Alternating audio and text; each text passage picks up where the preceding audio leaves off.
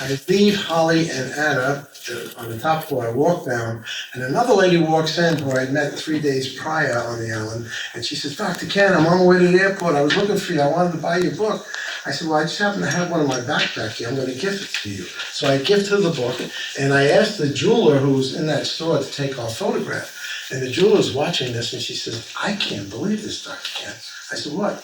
She says, I just created in gold the flower of life symbol. Oh, wow. That's on your book. And she ran in the back and she came out. She said, look, I just finished it. And here's your book. And so now all three of us, we were just high-fiving. You can't make that stuff up. She was excited. When you have a wild synchronicity, you get excited. It's fun. It's really fun. And synchronicity really is an internal divine gyroscope. It's just keeping you on your path, keeping you on your mission. Pay attention. If you get too far off, you're going to get whacked. God, the universe speaks to us in little whispers initially. And then if we don't pay attention, bam, accidents. Bam, loss of your house through fire, blah, blah, blah, blah, blah. So synchronicity is the way in which we stay in mission awake. Literally, I'm serious. And the more you deviate, that's when the bad synchronicities happen. The less you deviate, you're gonna have good synchronicities. So have expectation. Now tonight, there's a young woman who came up to me and she said, oh, I used to do yoga with your wife. You married to this lady, Judy, right? Mm-hmm. And then another gentleman over here says to me, do you know Alvin Rossi? I said, Alvin Rossi, he was my classmate at chiropractic college. And then there was another lady here, Marina. She used to teach at my center. I mean, I didn't, there's three synchronicities for me. I mean, and I'm sure that if you talk to everybody in this group, you'd find other connections. Bill just told me he did a business deal with this lady. I don't know, is it true or not? Is it true or not? Yeah, they're gonna have a business thing. Go figure. And she had to come from Long Island with my best friend, Dr. Lenny Isso, who has his own center in Long Island. Lenny and I know each other for 45 years. I gotta tell you this. I had gone away for spiritual training. Lenny would drive from Huntington to Long Island 3 days a week to take care of my patient base. I was away for 2 months up on a farm learning this attunement work. One day a lady looks at him and says, hey, Dr. Ken, when did you cut your hair? Is that true, lady? She didn't even know that I had left. Anyway, so there's no paucity of synchronicity in your life. Just start paying attention. And the more you pay attention, the more it's going to happen. You're going to be aware, awake, and alert, and you're going to attract it. It's consciousness, it's frequency. You know, I was talking to Mrs. Nelligan back there, and she said, you know, Ken, it's not the law of attraction, it's all frequency. And she's right. It's all tonal. We're all unconsciously singing a song. Really. We were literally sung into existence by consciousness. Albert Einstein said it, and I'm going with him. That, you know, we're in a human body, but we're really sound. We're divine sound. And this body of ours is a symphony. There's someone now mapping the organ systems of the body, and they can pick up the different sounds. The heart has a sound, the liver has a sound, the kidneys have a sound. And that's why sound healing, by the way, is very effective. You can heal people through tonal sound. And that's going to be the new medicine, by the way. Pharmacology, days are numbered, because it's Peter to Paul. I'm not against drugs in life situations, but for the most part, it's Peter to Paul, and they call them side effects. They're not side effects, they're the direct effects of the medications. So we got to find a better way, and sound would be one of them. By the way, your voice is a sound instrument. This is sound. Music. Why does music evoke such feelings, deep feelings in us? I was telling someone the other day, the string instruments, the violin, the cello, when they're played, you can cry sometimes for music, right? You hear a song and all of a sudden your brain, because in your heart valves, there's this thing called the chordae tendineae. There's strings that open and close your heart valves. They sympathetically entrain to the sound of the instrument. That's what then causes an impulse to come to the limbic system of your brain, and you have an emotion. So we're all connected in that way. So remember, none of us, if any are bound, none of us are going to get free. So it behooves us to be kind, loving to each other. And I'm telling you, the next step is community, and it's small communities. I'm going to read you something that the Hopi people, the Hopi Indians, wrote some years ago. The Hopi elders. Anyone familiar with the letter from the Hopi people? Yeah. A few of you. The rest of you have never heard of it, but I'm going to share it with you because it's what's happening right now. It's from the elders of the Hopi nation. Here is a river flowing now very fast. It is so great and swift that there are those who will be afraid, who will try to hold on to the shore. They are being torn apart and will suffer greatly.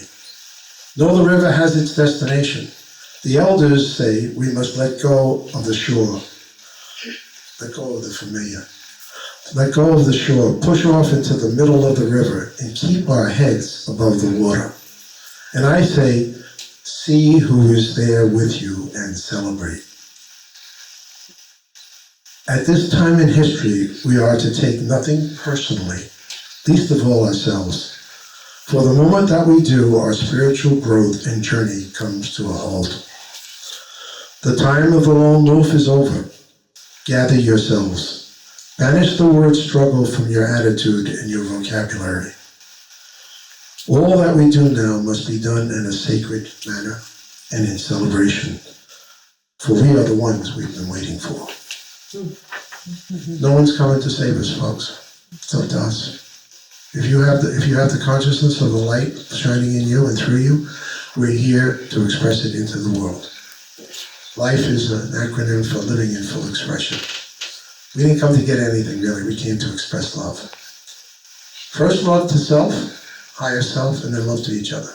That's why we're here. All the rest of the stuff, Mickey Mouse. Trust me. As they were rolling me out on that card when I had my heart attack, the only thing I was thinking about was the fact that I was blessed to have loved my wife for 53 years at the time. Bank accounts, status, symbol, doesn't mean anything. Everything goes to the back burner in that nanosecond. And unless you've reached that point in your life, I can't explain it, but nothing else matters but life and love.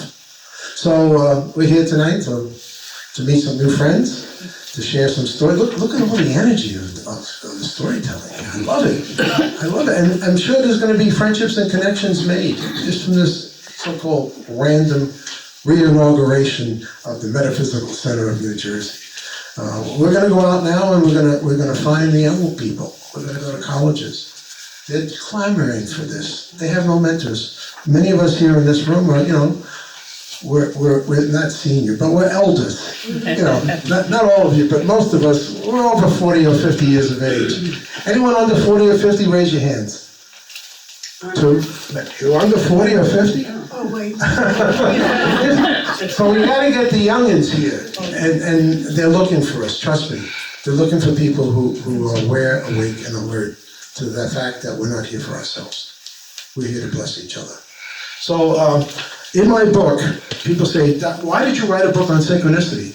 And I just kept having them one after another. And then I heard the voice. Hey, dummy, it ain't about you. Teach people that they're having them too. So write a book so they can relate to some of the stories that you're having that they're actually having. And now as a result of this, you're going to be much more aware of synchronicities in your life. You're going to attract them. So the one that pushed me over the top, I was out in Shelter Island with my wife, and she said, let's go visit our family in the Hamptons. She has relatives. I get off the ferry in Sag Harbor.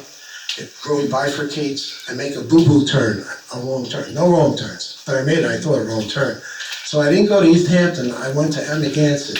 Now, years ago, I used to rent a house there with my children, many years on Atlantic Avenue. I said to her, hey, Judy, it's going to take us 2 hours to go back to East Hampton.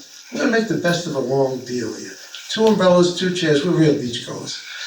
Ocean view. No one's on the beach. Half hour later, guy comes down, walking like this. Where do you think he sits?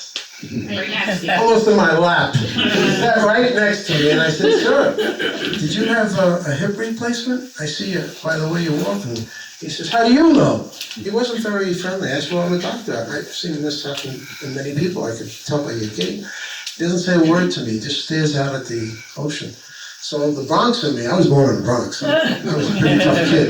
I was going to ask him to move, but then the voice of my soul said, hey, Ken, tell him your Yankee Stadium story. Now, here's the backstory. He puts on a Yankee hat. That's why I say, oh, that's a sign. I'm supposed to tell him the Yankee Stadium story. She read the book, so she knows what I'm talking about. So I proceed to tell him, when I was 14 years old, I'm telling this guy, I don't even know his name, I grew up in the South Bronx, but we won the championship of the New York Mirror Little Fellas League. Now there were three major newspapers at the time. The Daily News, most of you don't know this, the Daily News, the Post, and the Mirror. This was the precursor to the Little League. So as a consolation, because we won the championship, we got an opportunity to play a 3-inning exhibition game in Yankee Stadium. Oh, wow. My dream came true. I was in the ballpark with Mickey Mantle, Yogi Berra, Moose Gowan, Whitey Ford, you name it. That was the dream team. Now here's what happened. I was a really good athlete. I hit a home run in Yankee Stadium. At age 14. They brought now the people who know the stadium, the old stadium, they always go, the BS meter goes, oh, this guy's lying. It's 295. How could he do that? They put the fence in 200. But nevertheless, I hit the home run. So I tell this guy, who I found out later was Richie, I tell him the whole story, and he goes, stop. I go, oh, I said to myself, you're wearing a Yankee cap. Maybe you're a Boston guy? Don't you like the Yankees? Because Yankee people like to hear that story. He goes, you're Kenny Harris. I'm looking. I'm wearing an insert, folks. I said, where's my name tag? He says, I know that story, and I know you're Kenny Harris. I said, how do you know that? He says, I'm Richie. I was on your team. I hadn't seen him in 54 years. I said, Richie, why did you come to this beach today? He says, Kenny, I don't know. I was on my way to Montauk. All of a sudden, he was gyroscopic. My car turned down Atlantic Avenue. He said, I used to rent a house here. I said, Richie, so did I. But we never met till that day. Now, why did I meet him? He was in bad shape, but I helped him to prevent him from having a spinal operation. The coach was still alive. 8 of the 9 guys, we had a reunion. So the divine put us in the space and time for that outlook. In synchronicity, you always look for meaningfulness. There's got to be a deeper meaning. If it's not meaningful, then it's maybe just a coincidence. Those are called artificial synchronicities. But that was very meaningful to Richie. And we were high-fiving on the beach. We were hugging. I mean, I just couldn't believe it when he says, well, I know that story, and I know who you are. I thought he was a mystic for a second. No, he said, you don't forget a story like that, Kenny. So that was this, when that happened to me, I said to, Judy was there, we were high-fiving, we were jumping up and down. I said, it's time to write the book. Because I had a lot of synchronicities, but I never paid deep attention to it. Now I have them daily, and you will too. And many times they're super synchronicities. One just happens right after the other, just like in Nantucket. I mean, that was a trifecta. And I'm going to go back there and teach now because now I'm a known quantity on that island. They were high-fiving each other. All these 3 women, they couldn't believe it.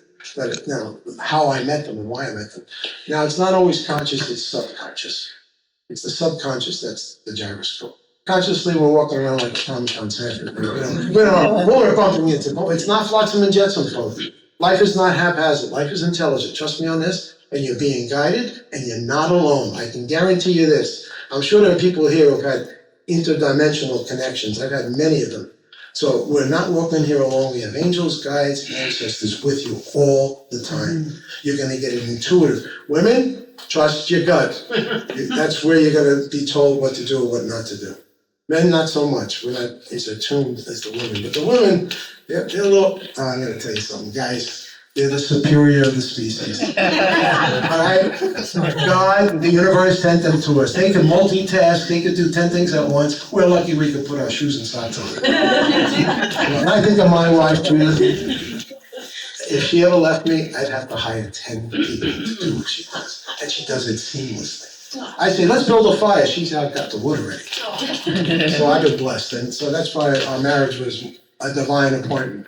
How many people know each other a month and wind up getting married and stayed married? Today it's 6-7 years, get a new one. 6-7 years, get a new one. And here's the problem with relationships. Everything is a projection anyway. What you hate in the other or dislike in the other when you get triggered, it's just a mirror of yourself. So it's no more pointing the finger out because there's always 3 coming back. I tell young couples when I meet them, and I meet a lot of them, I say, I'm going to save you a lot of money in therapy. They go, really? I said, yeah, because you're engaged now, you're going to get married, you're in a chiasmic flow, you're happy, but you're going to hit some speed bumps along the way. Anyone here married a long time? Would you say that's true? Speed bumps. Next time you get triggered by the other, ask yourself just one question. You know what that question is? What part of myself I haven't loved that I'm fighting that for? Because it's all a mirror for you. I'll stop the arguments right away. Again, you get triggered, upset, Annoyed, it's an unconscious not loving yourself that you're bringing your partner. Now, you didn't come here for the marriage therapy, but trust me, I just saved, if some of you were in therapy, I saved you a lot of money. That's the question to ask. Oh, and the other thing is when you get triggered in a positive way, and you see something you love in that other person, that's you too. So it's the good and the bad news. So there's no blame. We shouldn't be blaming each other. Now, my wife and I, we still get minor triggers, but we process it right away. Communication is the key if you want to stay in a relationship. Speak your truths sooner than later. You may not be able to give each other what you want, but at least put it on the table. You know, guys, men don't, guys, I'll speak to the men. Women don't want us to fix them. They just want to be heard by us. We don't have to be solution oriented. Most of us are too busy, we don't listen. We just keep going on and on. Bill's looking at me like, oh boy. I invited this guy for synchronicity, and he's talking about marriage relationship. But you meet your partners through synchronicity. You get, those are your lessons. It's all unconscious. And if you don't work it out with the first one, you'll work it out with the second, third, and fourth one. Trust me on this one. You're gonna say, oh, how come my third wife's like the first two? And I said, hey, schmuck, it was you. It was never them. Anyway, all right. So what I'd like to do now. Stand up. What do you think? Improvisation? I'm improvising now because you know. You don't want me to sit here and just read from the book. I mean, that's boring. People read. I will read one thing from the book. You know, I'm going to do it now because I think this speaks to a bigger issue. And then we're going to break down and we're going to do another exercise before we all adios, which means to go with God, by the way. Adios. When you say that to someone, go with God. So at the back of my book, I wrote an epilogue. So I'm going to share that with you. And it starts by saying, learn how to see. Realize that everything connects to everything else. Leonardo da Vinci. We live in a universe of wonder with stars, planets, and galaxies all around us, numbering into the hundreds of billions of star systems, just like our Milky Way galaxy. Now you know there's 100 billion more. That Webb telescope? It's endless, folks. It's endless. All right. Ever since I was a little boy and spent many summer nights around a campfire, I have been fascinated by the beauty and immensity of the nighttime sky. I remember at a very early age asking myself so many questions. How did all this come into beingness?